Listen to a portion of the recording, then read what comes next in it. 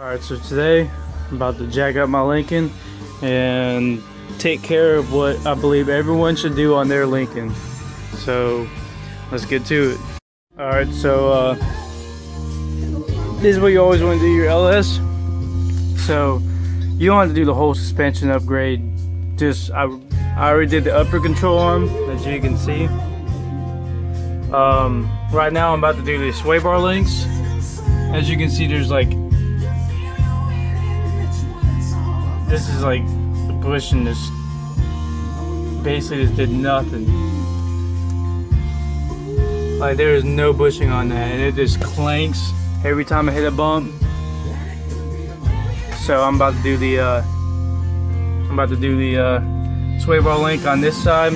I already did the upper control arm another day, and I had to take off the sway bar link, so I got new ones, and I'm gonna replace that now, and then I gotta do the other side. Yeah, on this side you can see I haven't even done the upper control arm yet, and I gotta do sway bar links too, and then possibly the tie rod ends. Turn it up. Possibly the tie rod ends, depending on how bad they are after I do the sway bar links and control arms. So I got moog. Got the moog sway bar links, which I've heard these are real good. You can, they got the degreasers, or so you can grease them, so it'll make them last longer. So you see where you can put the grease in right there. I've heard these are real good, and on the Lincoln versus Cadillac forum, they've really recommended these, because I could have bought two for $20, but then I thought you can't go cheap with suspension because it's a real pain in the ass to have to take this all apart. So I went with moog, and but for both of these wasn't too bad. It was like 60 bucks. So gonna go ahead and put that on today and show you what it looks like when I'm done. Also, here's the upper control arm for the other side.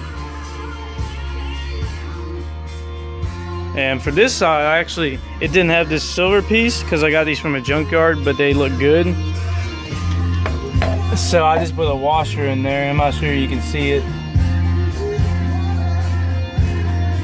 but it was wide enough to sit on here, so it wouldn't mess with the bushing too much. Like, so it's just, this isn't pushed up just against the bushing. It's got a washer sitting on the this piece right here. So I got the old sway bar link off, and that is just terrible.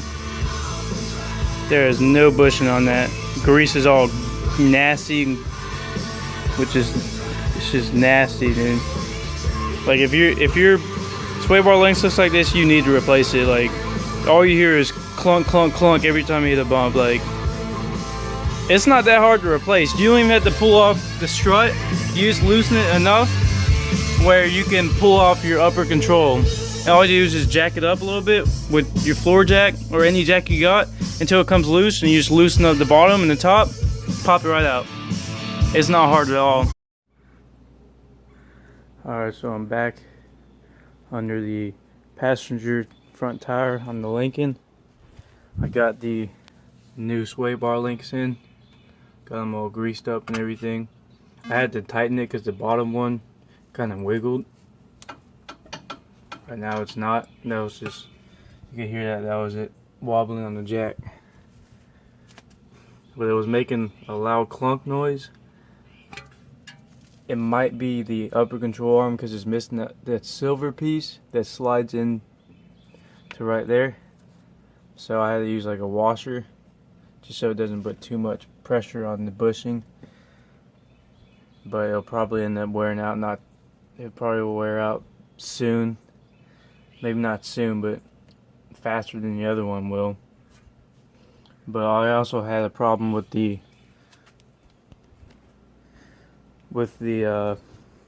strut. It was, when I was tightening it, I didn't realize that the whole thing was spinning, so it didn't tighten that much, and it was clanking, so I had to tighten that. but it was still clanking. And I noticed when we were greasing this up yesterday that this was moving, and it was mostly just the bottom one, because when you tighten it, it would still free spin right there. It was still free spin right there. So I tightened that up, and it should be all good to go. Now I just gotta throw the tire back on and see how it drives.